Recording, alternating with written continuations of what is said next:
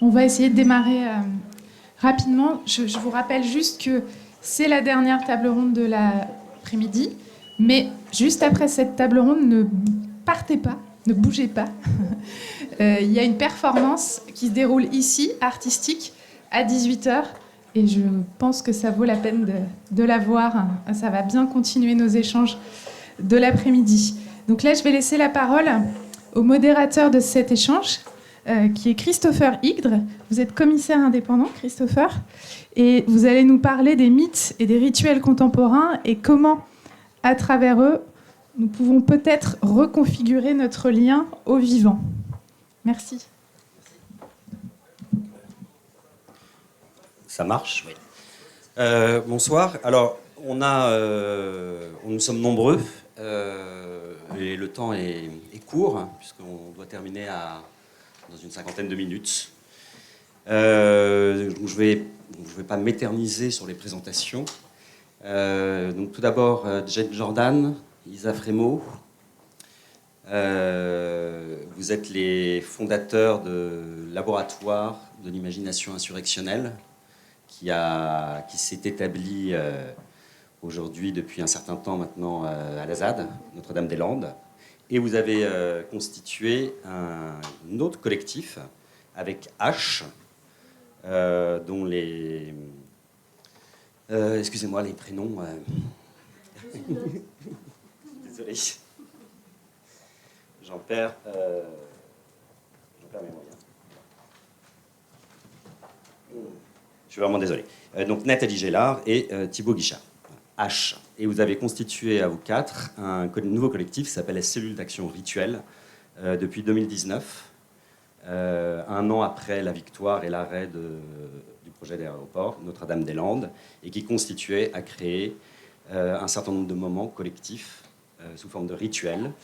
Et donc vous nous direz un peu plus ce qu'il en est et pourquoi l'importance de ces rituels sur une zone à défendre qu'est celle de Notre-Dame-des-Landes, et également les perspectives à venir, et en particulier ce projet que vous aviez présenté dans le cadre du prix Coal, Uncycle, donc une série de performances ou de rituels qui auront lieu l'année prochaine à partir de janvier jusqu'à la fin de l'année.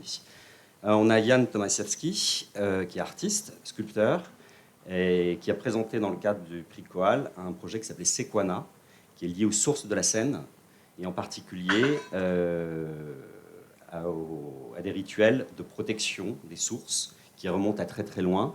On a découvert sur ces sources un certain nombre d'ex-voto qui remontent au néolithique, paléolithique, et tout le projet de Sequana consiste aussi à réactiver, à repenser des rituels de soins et de protection du fleuve et en particulier là en l'occurrence de la Seine.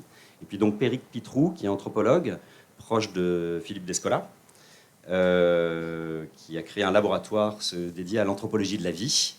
Et le rituel fait partie de vos thèmes et de vos domaines de recherche, et en particulier l'émergence de rituels dans le monde de l'art aujourd'hui, en relation avec ce grand champ qu'est le vivant, et la façon dont les rituels aussi dans le champ de l'art peuvent peut-être contribuer à réparer et à prendre soin de cette communauté totale qu'est le vivant. Mais donc on va peut-être commencer par vous, la cellule d'action rituelle, et de vous lancer peut-être juste sur l'importance qu'a pour vous le rituel dans la zone à défendre qui est Notre-Dame-des-Landes.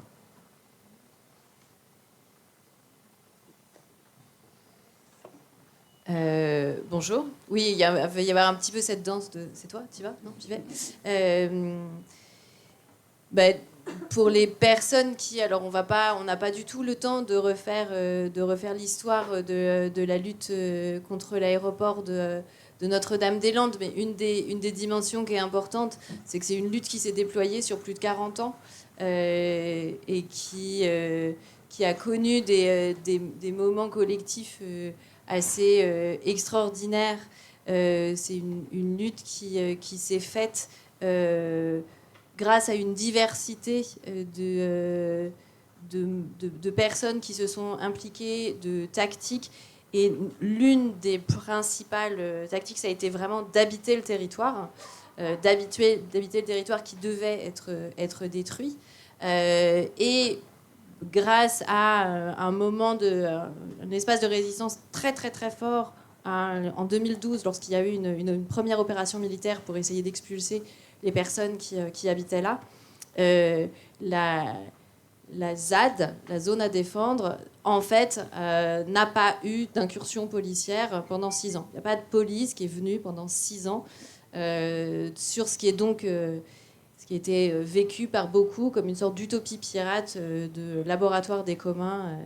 Et lorsque l'abandon de l'aéroport a été annoncé en 2018, il était très très important pour l'État de se venger de cet affront, de l'affront qui avait été d'avoir un mouvement tellement puissant qu'on pouvait mettre à l'échec une opération militaire et un projet d'infrastructure tel que l'aéroport.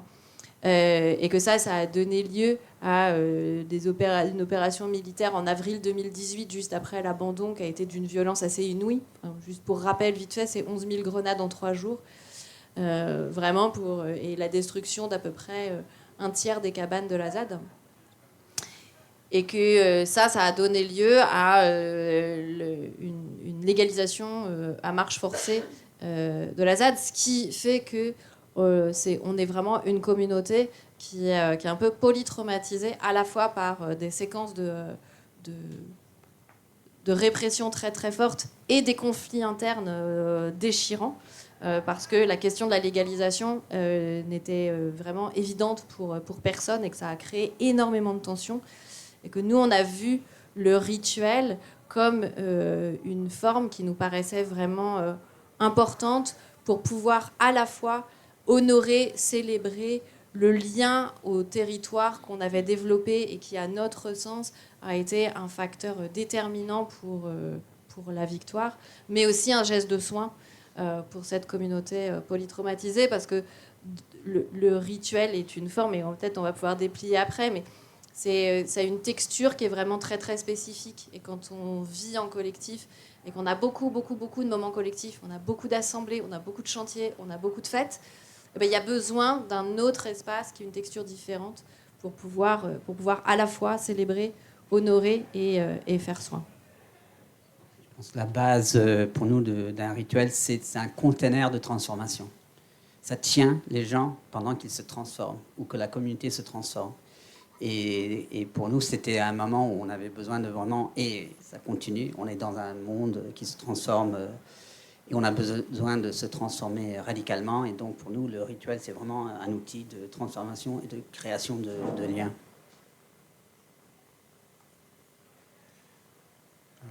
Oui, juste pour ajouter qu'il y a le soin, cette dimension qui est importante, mais aussi que c'est un territoire qu'on habite encore, qu'on lutte encore depuis ce territoire et qui a une nécessité de penser à comment se régénérer nos forces, pas se laisser déborder, et que les rituels sont aussi des moments de travail psychologique collectif vis-à-vis de ces adresses-là.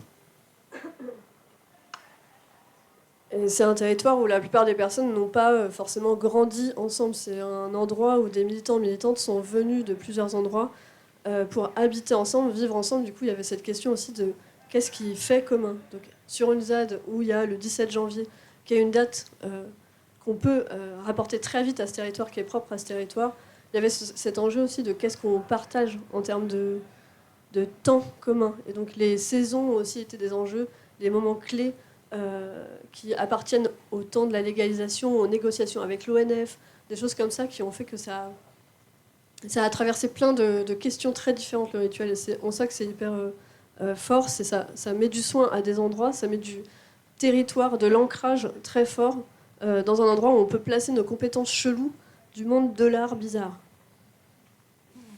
Et il y a une dimension sur laquelle vous insistez beaucoup, qui va donc au-delà de la communauté elle-même des zadistes, qui est toute la relation avec les autres éléments que constitue la zone à défendre, les éléments de nature.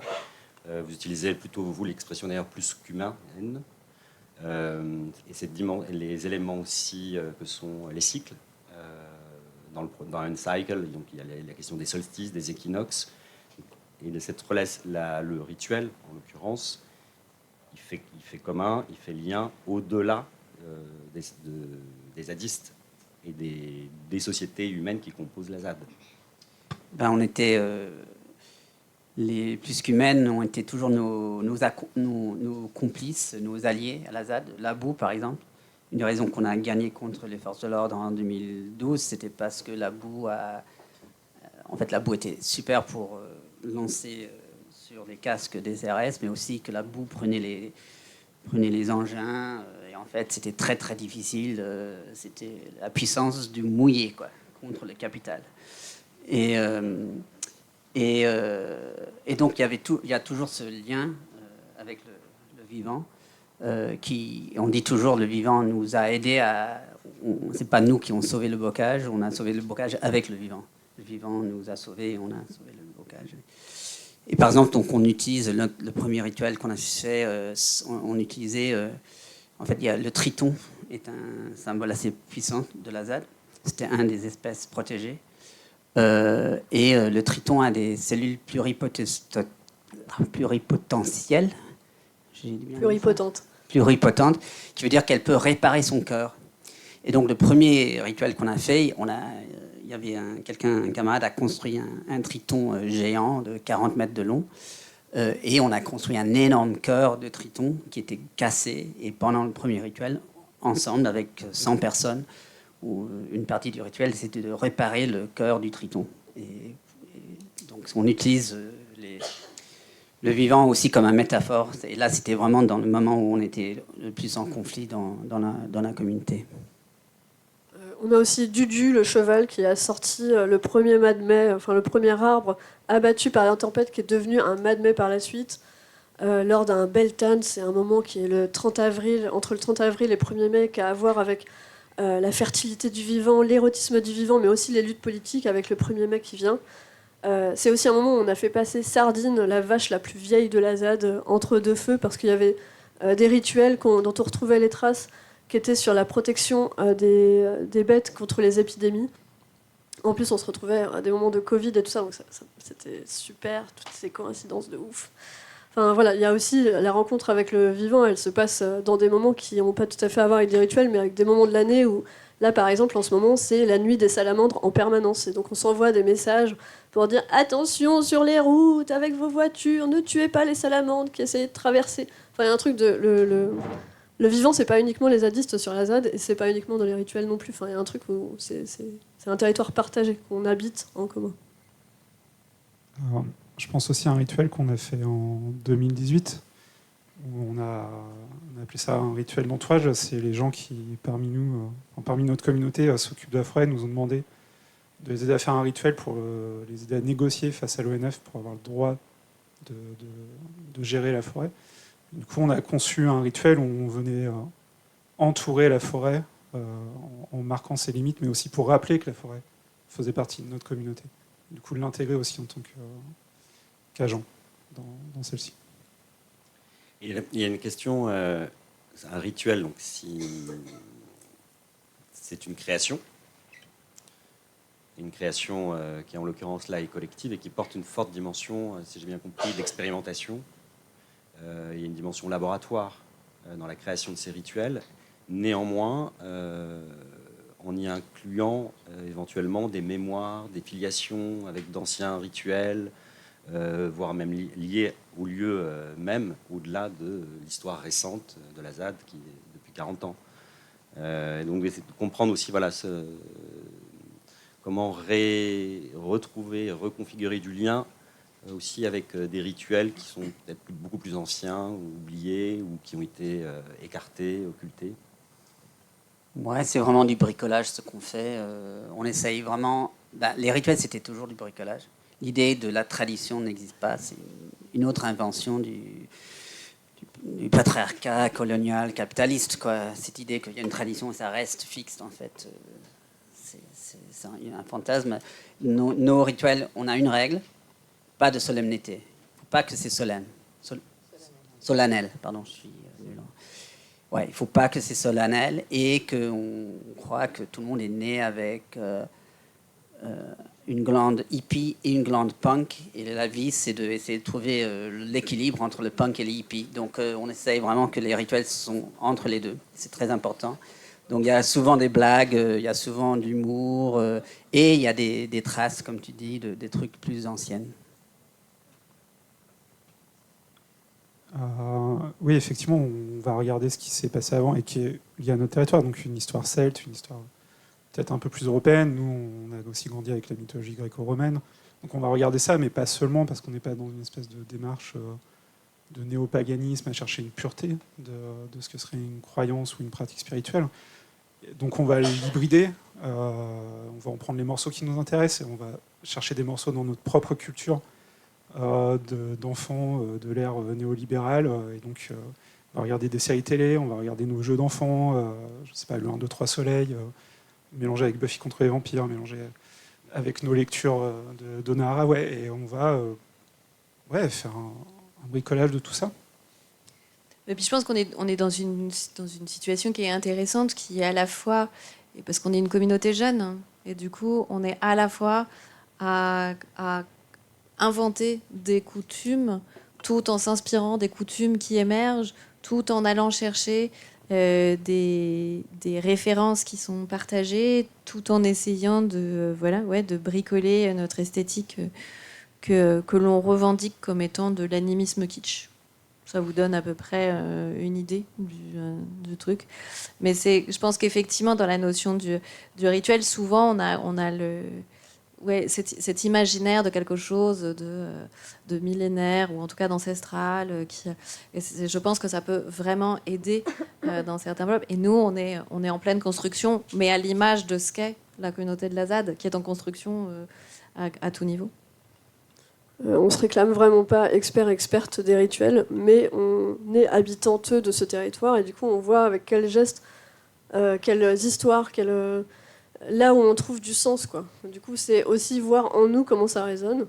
On a essayé du solennel, on avait des espèces de gros masques en terre et on ne parlait pas et tout ça. Et en fait ça a été la seule expérience qu'on a fait à ce moment-là. On s'est dit non, on va pas continuer vers ça, mais chaque rituel demande à chaque fois à reformuler des choses. Il y a des moments où c'est de nuit, de jour, c'est le coucher du soleil, on est plein, on est dans la forêt, on est dehors, on est dedans. Enfin, toutes ces questions-là, elles sont toujours à retravailler. Et chaque geste, chaque histoire est à retravailler aussi à chaque fois. Et c'est une forme de réaction aussi au monde de l'art contemporain. On bosse dans ces milieux aussi, on a bossé dans ces milieux.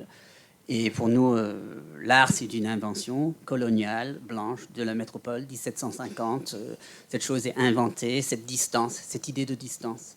Et pour nous, le rituel, c'est l'inverse de la distance, en fait. C'est un moment où tu es reconnecté, tu es relié à quelque chose. Et donc, pour nous aussi, nos rituels, on ne peut pas faire des tournées, on ne peut pas aller faire des rituels dans des musées, ça n'a aucun sens. Et ça devient ce qu'on appelle l'art extractiviste. Cette idée que l'artiste vient dans une communauté, vient dans un territoire, prend des idées, prend la communauté et redonne jamais. Il n'y a pas une forme de réciprocité. Et donc, la chose que le vivant nous apprend, c'est que tout est réciproque. En fait, que la réciprocité, elle est centrale au vivant. Et comme artiste, pour nous, c'est central qu'on n'est pas dans un monde extractiviste et qu'on extrait la valeur d'une communauté, puis pour le mettre dans notre carrière artistique ou dans le musée ou dans, pire, le marché de l'art. Et là, on se retrouve avec le prix Koal. Et on adore les paradoxes. Peut-être à ce moment-là, j'aimerais qu'on donnait la parole à Jan Tomaszewski, qui lui aussi finalement rattache sa pratique à un territoire, à un lieu, qui est en particulier donc la Seine et les sources de la Seine. D'abord avec aussi l'idée de faire de la Seine une entité juridique qui rejoint ce grand mouvement qui a commencé notamment en Bolivie, en Colombie, aujourd'hui en Nouvelle-Zélande, c'est-à-dire doter des éléments de nature, dont par exemple un fleuve, d'une personnalité juridique pour qu'elle puisse se défendre des agressions dont elle peut faire l'objet. Et donc Yann a cofondé un collectif qui s'appelle Gardienne de la Seine, Gardienne de la Seine, qui travaille spécifiquement sur cette question des droits de la Seine, et en parallèle de redécouvrir toute une histoire La Seine est le nom en fait d'une ancienne déesse, Sequana, qui était donc la déesse protectrice du fleuve. Et la découverte de milliers d'ex-voto, et à partir de ces ex-voto, un certain nombre d'objets, de sculptures que tu crées, mais également aussi s'intéresser à un certain nombre de collectifs qui créent des rituels que tu qualifies de néo-païens autour de cette source et de la source de la Seine. Et Diane est aussi lauréat du prix Coal, mais prix jury. Ah non, c'est le contraire, je ne sais plus. Ah oui, d'accord. Yep. Mais du coup, Christopher, tu as une question Oui, j'ai une question. De nous dire un peu plus justement comment tu articules ta pratique d'artiste à cette attention et cette écoute de ces rituels autour de la scène et l'importance du rituel dans ta pratique et en particulier dans ce projet de Sequana. Bon, alors c'est tout ce mélange, donc c'est un peu difficile de segmenter, mais disons que peut-être le point de départ du projet, c'est la découverte de ce sanctuaire et puis de cette collection qui est aujourd'hui conservée au musée archéologique de Dijon. Donc de milliers de sculptures en bois, en pierre et en métal, qui sont des ex-voto anatomiques et qui sont des sculptures vraiment très puissantes. C'est une collection assez unique parce que c'est du bois et donc c'est une matière qui se conserve très mal. Et donc elles ont été un peu conservées miraculeusement dans la glaise, justement. Tu parlais de boue. Il y a cet élément, les sources de la Seine sont assez intéressantes parce qu'elles ne sont pas du tout dans l'imaginaire de la source qui jaillit.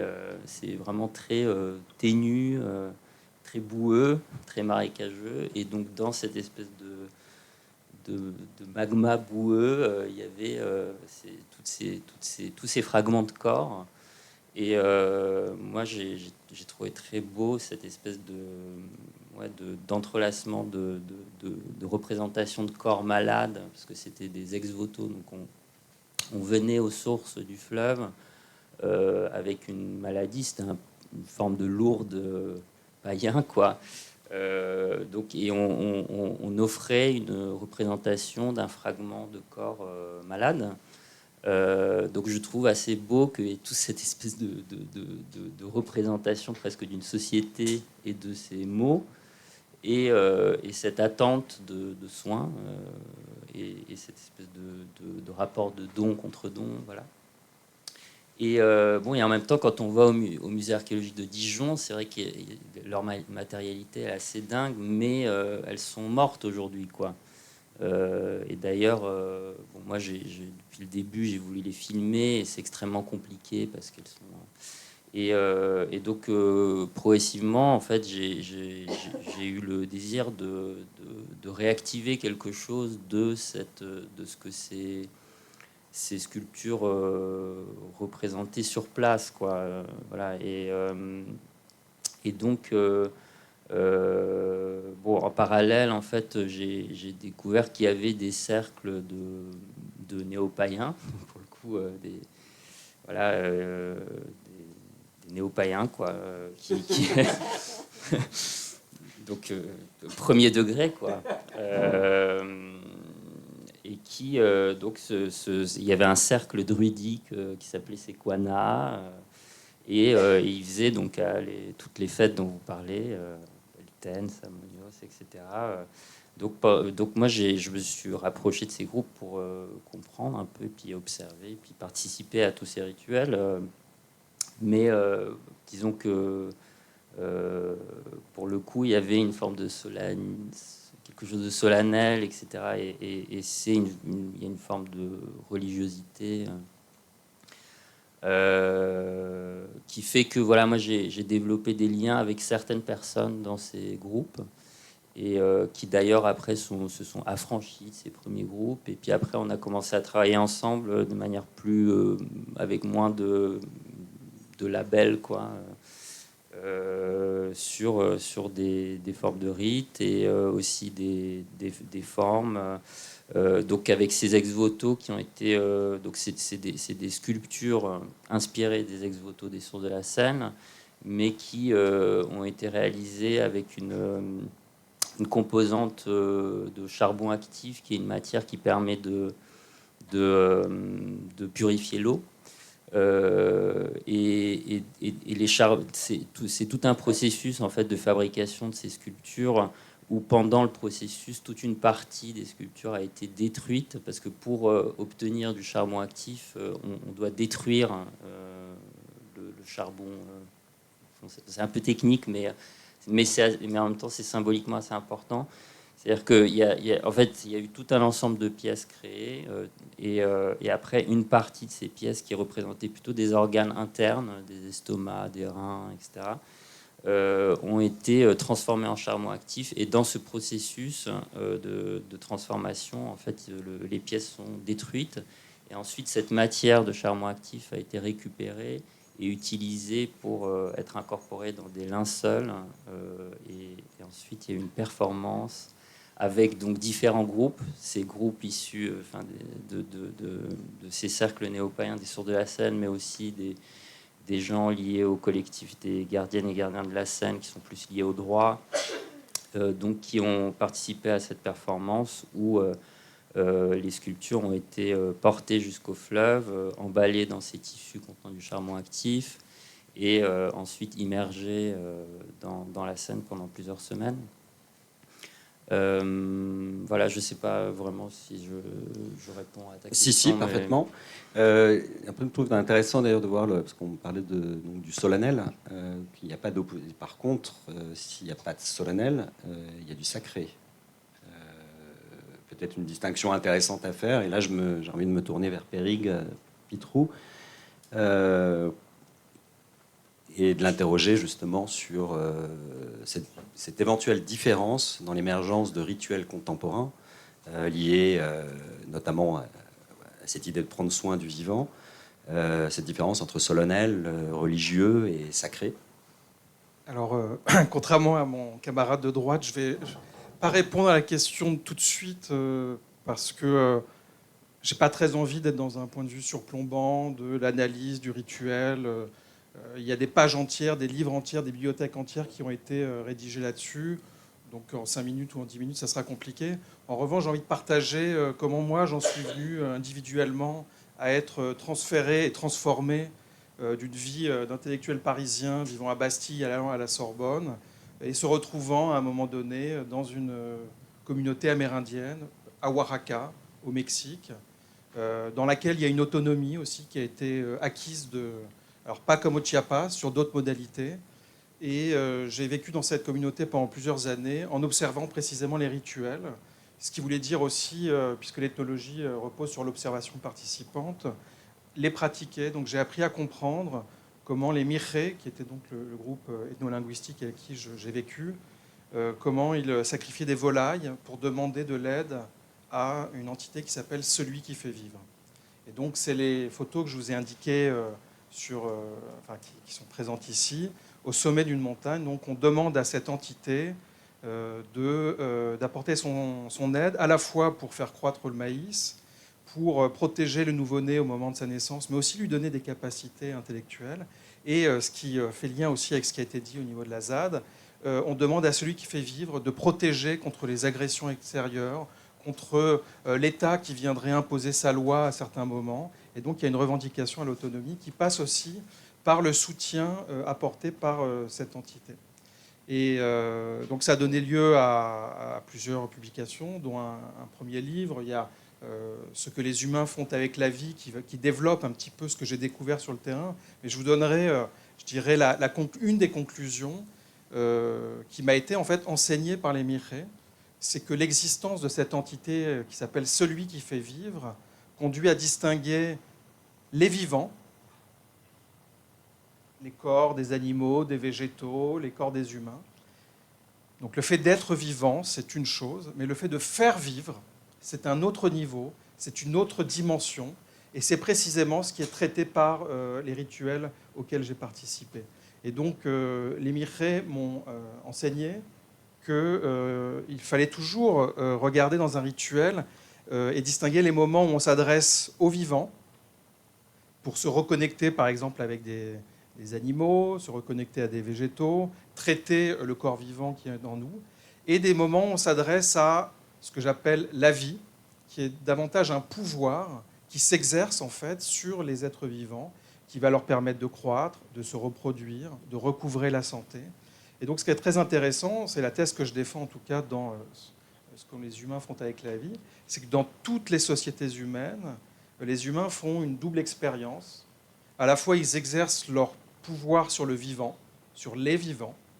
Ils peuvent cultiver, ils peuvent tuer des animaux, ils peuvent se soigner, ils peuvent avoir toute une série d'activités sur et avec les vivants, mais ils savent que le pouvoir n'est pas complet et qu'il y a une partie de ce pouvoir qui leur échappe.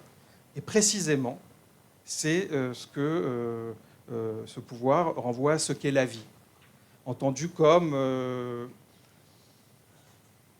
un pouvoir qui peut être détenu par des dieux, par la nature, en tout cas par des entités avec lesquelles il faut organiser les choses d'une façon spécifique pour pouvoir coordonner nos actions. Et donc si, par exemple, chez les Mirré, si on sème du maïs, donc là c'est une action humaine, mais il faut bien que celui qui fait vivre puisse distribuer la pluie et faire croître le maïs.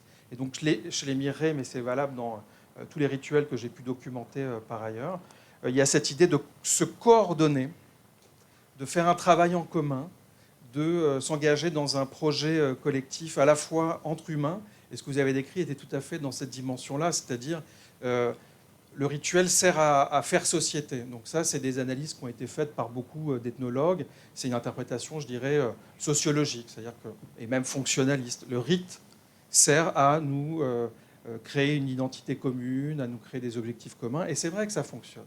Alors, ça fonctionne parce qu'il y a un certain nombre d'éléments comme des processus de mémotechnique, il y a une répétition, il y a aussi l'impression d'être dans une inventivité. Il y a une incertitude aussi sur les rites qui fait qu'on est toujours un peu en alerte et c'est un moment de restimulation aussi. C'est jamais un cours dont on est sûr que les choses vont arriver à leur terme comme on l'avait prévu. Par ailleurs, il y a dans le rite, dans les rituels, et ça c'est aussi documenté partout, et c'est ce que j'ai vu dans mon expérience, c'est qu'il y a une complexité d'agents, de matériaux, de lieux, de paroles, qui font que c'est très difficile d'avoir en fait un point de vue d'autorité où on dise « je sais ce qu'est ce rite ». Chacun en fait pratique un rite avec un plaisir, parfois une contrainte, parfois une obligation, mais en ayant l'impression de ne pas avoir la clé complète.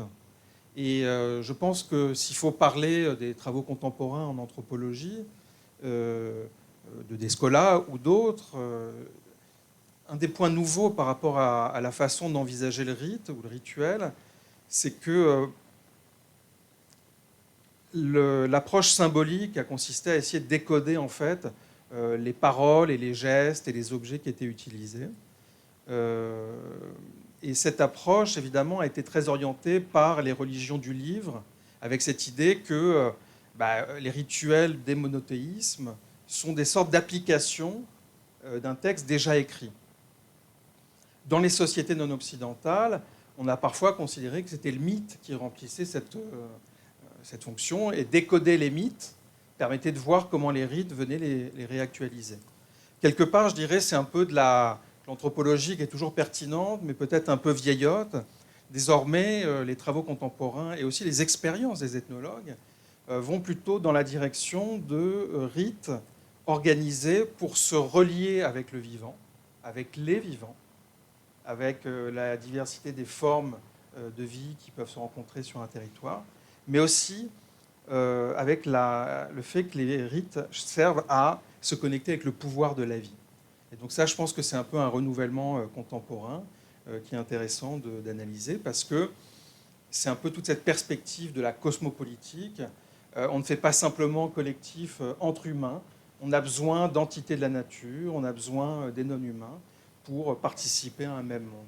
Donc c'est ce que m'a appris l'expérience chez les Mirré, c'est aussi ce que les échanges avec les les autres ethnologues ont pu m'enseigner. Et peut-être qu'après, on peut en rediscuter à propos de la façon dont les rituels émergent dans l'art contemporain comme une thématique rémanente, en quelque sorte.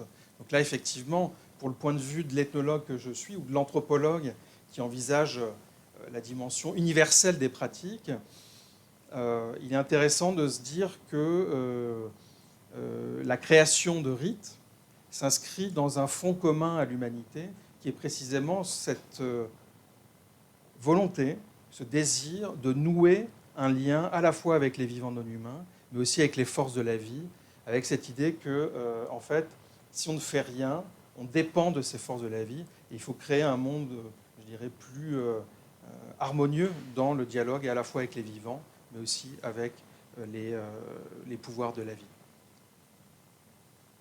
Est-ce que le rituel est un moment d'autonomie où il participe de fait de toute société? Alors on pourrait justement avoir un point un peu critique, ou en tout cas d'analyse, et reconnaître que dans le rituel, il y a toujours une forme malgré tout de répétition de ce qu'ont fait les anciens, donc finalement d'une tradition qui s'impose. Chez les Miré, par exemple, les discours rituels que j'ai retranscrits en français, après les avoir traduits en français, font référence toujours à ce qu'ont fait les ancêtres, ce qu'ont fait les grands-parents. Et dans le fond, il y a toujours cette dimension, on puise dans un fond d'expérience déjà existant. Mais, comme ça a bien été dit, lorsqu'on s'engage dans un rituel, c'est toujours ça qui est très étonnant en tant qu'ethnologue. On a l'impression que c'est toujours la première fois, qu'il y a toujours des trucs qui ne fonctionnent pas, qu'on ne sait pas si... Alors qu'on l'a fait 1000 fois, mais c'est comme quand on fait un gâteau d'anniversaire qu'il faut planter les bougies, et ben, on va toujours se dire, mais merde, on ne sait pas où est les bougies, on ne sait pas où est le feu. Donc, pourtant, on devrait se préparer au rite. Mais je crois que dans les rites, il y a un moment où on est dépassé, il y a un moment où on va aussi improviser, on se dit, bon, bah, finalement, on n'a pas 40 bougies, mais on en a 4, ça va suffire pour faire 40. Donc il y a un bricolage, il y a une inventivité, et c'est ça que je trouve assez fascinant. Donc ce mélange, effectivement, de distribution entre... il ne faut pas quand même occulter le fait que dans le rituel, il y a bien une prise de pouvoir par ceux ou celles qui vont à un moment dire comment le rituel doit se produire. Et même de dire finalement le rituel doit se produire d'une façon improvisée, c'est déjà finalement un script qui imprime la marque sur un collectif. Et donc je pense qu'il est difficile de ne pas avoir un rituel dans lequel il y a quelqu'un qui à un moment prend le lead. Ce qui est intéressant, c'est de pouvoir avoir un partage justement de cette direction. Et c'est clair que les rituels peuvent avoir une vocation aussi à rentrer en rupture avec une certaine tradition. Et toutes les religions ont émergé aussi finalement d'innovations rituelles. Donc en regardant en fait en ethnologue un certain nombre de rites, en particulier les travaux de Diane que j'ai découvert tout à l'heure physiquement dans la salle du musée, je me disais, bon, bah, peut-être que c'est le début d'une nouvelle religion. En fait. Peut-être que c'est le début de... Alors qu'est-ce que c'est qu'une religion? Ce n'est pas forcément une religion qui est stabilisée dans des textes, mais ça peut être à un moment donné, on commence par faire des expérimentations, parce que ça permet de synthétiser un message ou des préoccupations. Et peut-être que ça peut être reproduit, répliqué, parce que dans le rite, il y a une forme de réplication.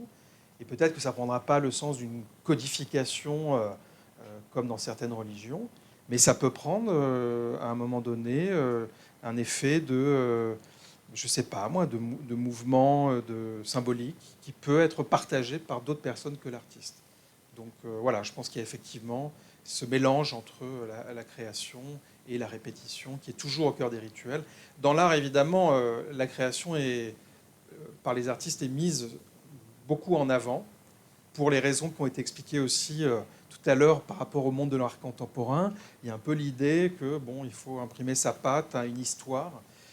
J'admire aussi la capacité des collectifs justement à brouiller ces pistes et à dire bon, bah, on refuse d'être forcément associé à cette idée qu'il y a un individu par œuvre. Peut-être que les choses sont à penser dans leur pluralité.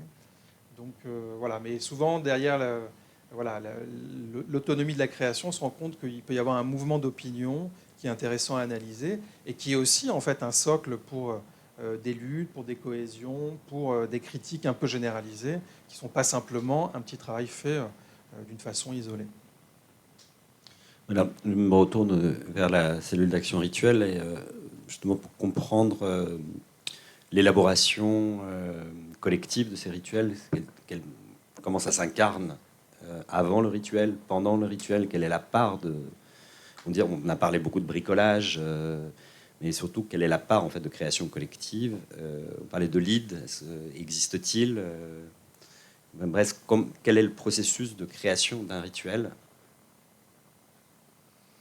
Bah, oui, je pense que d'un certain côté, oui, il y a toujours un peu un lead. Enfin, en tout cas, nous, on est encore dans une situation où c'est vrai que c'est nous qui proposons les cadres. Donc ça, voilà, la façon dont ça se passe très prosaïquement, c'est que on va passer alors entre 2 jours pour pour les rituels qu'on prépare vraiment à l'arrache, et puis 1 semaine à réfléchir à quelle forme le bricolage va prendre, sachant qu'on a très très à cœur d'essayer d'éviter la dimension spectaculaire, dans le sens où il y aurait des personnes qui pourraient regarder le rituel. Pour nous, c'est vraiment important. Le rituel, il est proposé par nous, mais il est quand même pour et par les habitantes. Donc l'idée, c'est quand même que ce soit une forme où tout le monde participe parce qu'il y a du sens. Pas juste ça participe parce qu'on leur donne des trucs à faire, mais qu'il y a vraiment un vrai geste avec du sens. Et que je pense que voilà, on pourra en rajouter. En tout cas, les rituels dont on a été le plus satisfaite et le plus fier, c'est les rituels où il y a vraiment eu le sentiment qu'il y avait une vraie réappropriation. Quand en gros, ça part un peu de manière imprévue, que les gens commencent à faire une bataille de boules de papier et créer le chaos. Alors nous, on n'avait pas du tout la bataille de boules de papier prévue dans notre déroulé. Et ça, d'un certain côté, c'est beaucoup plus satisfaisant que déroutant. Il y a quelque chose de l'ordre de la réappropriation. Et ce qui est aussi ce qui a été très satisfaisant pour nous, ça a été par exemple lorsque on a commencé à dire, bon, on a érigé le 1er Mad-Mai. En gros, on a peur qu'il tombe et donc on va le couper, et qu'il y a eu une espèce de rébellion de gens qui venaient nous voir en disant mais vous pouvez pas faire ça, et en nous disant un truc qui était beau, qui était mais c'est pas votre Mad-Mai, hein, c'est notre Mad-Mai. Alors du coup, c'est pas vous qui décidez. Et là, c'était vraiment très intéressant parce que la position du lead était vraiment fort remise en question. Puis cette personne qui a dit ça a utilisé le passe-partout, donc la scie à 2 mains, qui a permis de scier le Mad-Mai au moment du rituel dont on parlait. Enfin, il y avait un truc aussi de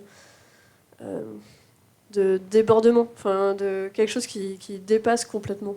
De la manière dont les personnes se mettent en disponibilité pour que ça arrive, c'est de la beauté pure, quoi. C'est d'une puissance incroyable.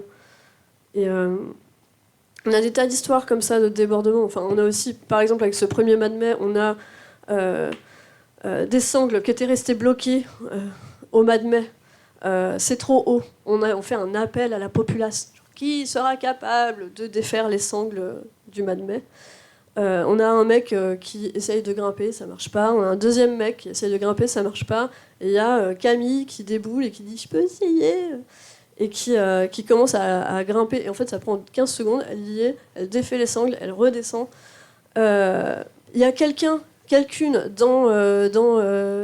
parmi nous qui fait une couronne de fleurs en 3 secondes et demie en disant « c'est la reine de mai ». Et nous, on était là « ok, ça nous dépasse, ça ». Et dans les histoires qui sont aujourd'hui sur la ZAD, le moment dont je parle, c'est Beltane, donc c'est comme je vous disais tout à l'heure, la fertilité du vivant et tout. Et on a, quelques mois plus tard, Matt, qui est le compagnon de Camille, et qui nous dit vraiment, il faut faire gaffe avec les rituels que vous faites, parce que ça va pas. Nous, on avait dit qu'on voulait un bébé, mais pas si vite. Il y avait un truc vraiment de Une semaine plus tard, elle est enceinte. Ouais, c'est ça. Il y avait un truc d'histoire qui nous dépasse et qui relève presque de la magie, quoi. Et on dit toujours que la magie ne marche pas en théorie, mais seulement en pratique.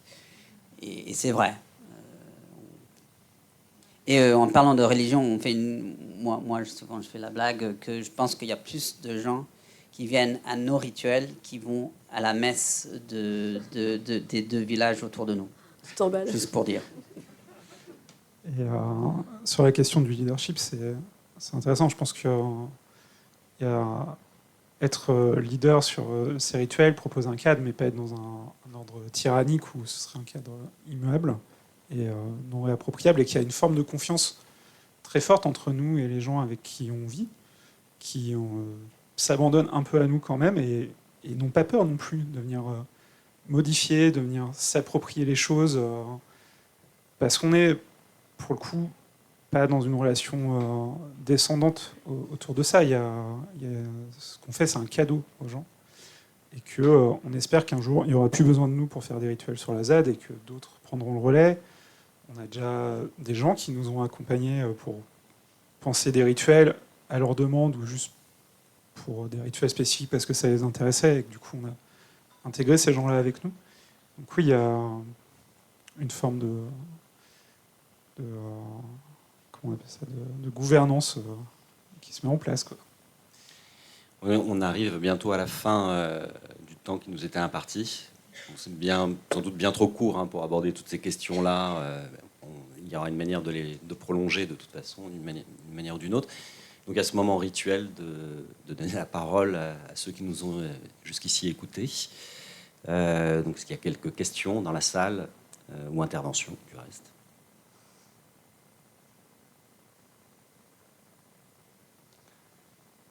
Alors, bon, moi j'en ai une vraiment sur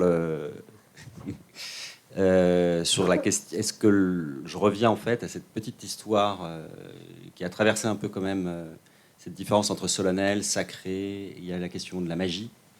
Il y a sans doute une forme de résistance, par exemple, à l'idée qu'un rituel puisse être réinventé aujourd'hui.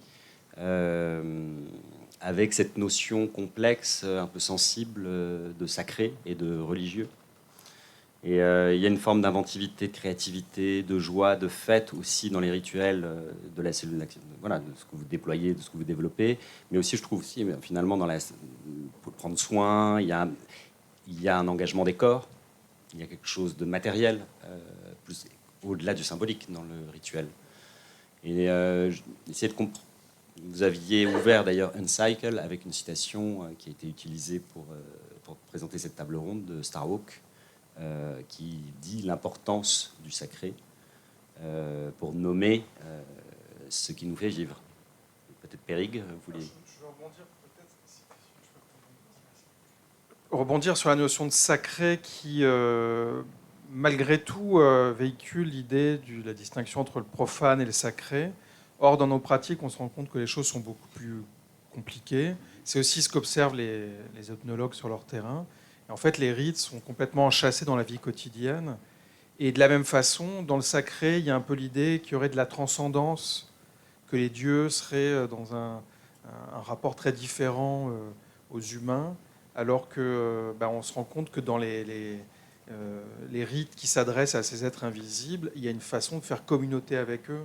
C'est pour ça que la notion de sacré, moi, je suis assez distant et critique par rapport à elle. Je pense que ce que vous dites, en quelque sorte, c'est cette idée de... c'est important. Voilà. Pour moi, je pense que c'est important de se connecter à un territoire, à des forces de vie et à une diversité d'êtres vivants, de comprendre aussi comment la vitalité passe dans nos propres corps. C'est une question vitale, donc c'est très important. Après, sacré, je suis assez... Alors, solennel, en fait, c'est comme la vie, c'est-à-dire que c'est à la fois, et dans tous les rites, ça c'est aussi un truc que j'ai vu quand j'étais en haut de cette montagne, j'ai des enregistrements où à la fois on sacrifie des animaux, on demande pardon pour les fautes commises pendant l'année à celui qui fait vivre pour pas devenir malade, et dans le même temps, dès qu'on a tué un animal, on va se servir un petit peu de mescal et on va rigoler. Donc l'humour est présent dans le moment plus sérieux. Donc il faut que ça se fasse, il faut que les choses soient bien faites. C'est-à-dire qu'il y a quand même quelque chose dans la pensée rituelle, même s'il y a de l'improvisation. On a parlé de cadre, alors c'est moi qui ai employé le mot, mais il a été repris ensuite. Il y a quand même cette idée qu'il faut un minimum de cadre, un peu comme dans une performance en fait. Il faut donner un script à un moment donné, un lieu, de quelque chose à faire. Et qu'est-ce que ça dit de nous humains? C'est-à-dire qu'il y a des moments où on a envie de faire les choses à la fois sérieusement, parce qu'on a l'impression que quand on est concentré, ça va produire de l'effet. Et en même temps, on n'y croit pas tout à fait. Ça fait qu'on va aussi se détendre en rigolant un peu. Et je pense que dans le rituel, il y a ces deux dimensions-là. Et de fait, ça crée du collectif. Quand on brasse des matériaux, des émotions, des signes qui font qu'on va aussi... on crée en fait un décrochage par rapport au réel. En mettant des masques, c'est ce que j'ai vu aussi. En racontant une histoire, on passe à autre chose. Et bien tout ça, effectivement... produit des effets à la fois sérieux, plutôt humoristiques, c'est très mélangé. J'avais quand même envie de rebondir, c'est une des raisons pour lesquelles on est très attaché à la définition Starhawk du sacré, c'est que justement, elle aussi, elle se distancie de cette appréhension du sacré comme étant... Elle dit très clairement, en fait, le sacré, ce n'est pas ce grand truc devant lequel on se prosterne, mais ce à quoi on tient et ce que l'on est prête à défendre. Et que nous, c'est ça qui fait qu'il y a cette dimension-là, elle est tellement importante dans ce qu'on vit et dans ce qu'on pratique sur la ZAD. C'est qu'il y a vraiment cette notion de l'ancrage et qui a fait que, oui, on est prêt à défendre ça et que le rituel, il renourrit ça, il le réassied régulièrement, mais qu'effectivement, il n'y a pas ce côté transcendantal devant lequel on se prosterne. Et on est inspiré par la définition de Alessia Kier qui dit que elle dit que l'art est un enjeu biologique, que les humains, et nous on sait bien que aussi il est plus qu'humain, mais elle n'était pas là-dedans, ont besoin de l'art parce que ça rend spécial quelque chose d'important. Et pour nous, c'est un peu notre définition. On a deux définitions d'art qu'on aime, c'est cette idée-là, que ça rend spécial quelque chose qui est important, donc quelque chose qu'on veut défendre. Mais aussi, il y a la définition d'Alan Caprow, qui est devenu bouddhiste à la fin de sa vie. Caprow, qui était vu dans l'histoire d'art comme l'inventeur des happenings, mais c'est toujours plus compliqué que ça, qui dit l'art, c'est prêter attention à quelque chose. Et pour nous, ça veut dire que l'art, ça peut prêter attention à comment on gère les haies à la ZAD. Ça peut être comment on gère les fêtes à la ZAD. Ça peut être comment on organise une émeute. Ça peut être comment on organise un rituel. Ça peut être comment on fait l'amour, comment on fait la bouffe. C'est juste donner attention à quelque chose. Merci, je crois qu'on arrive au... C'est cela. Donc, le rituel est aussi un temps. C'est une formule... c'est une forme temporelle. Donc voilà, nous sommes arrivés au bout du temps qui nous était imparti. Merci beaucoup. Et j'espère qu'on va pouvoir, d'une manière ou d'une autre, encore une fois, continuer à interroger ces questions-là parce qu'elles me semblent importantes, et en particulier dans le contexte actuel et dans cette idée de prendre soin. Merci. La table ronde se termine, mais ne bougez pas parce qu'on va enchaîner tout de suite avec la performance artistique. Donc, dans 1 ou 2 minutes, c'est parti.